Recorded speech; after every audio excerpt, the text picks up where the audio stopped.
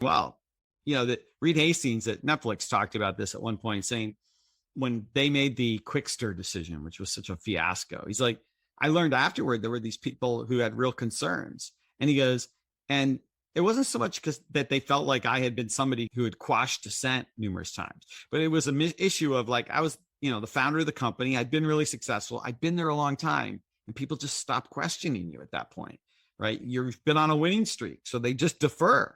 And he goes, it's dangerous, right? Because nobody's on a winning streak forever, right? And so I do think even today, as we've made some progress, but companies that particularly got to be watch out are the ones where you've had a CEO who stays for a long time. There's nothing necessarily wrong with that. But, Bob Iger, when he retired at Disney, he wrote a book, a really good book. And he talked about one of his leadership lessons was, once you stayed for quite some time, you better be really aware that you now have this sort of overbearing presence, and people will just not give you that dissent as often as maybe they would have when you were new.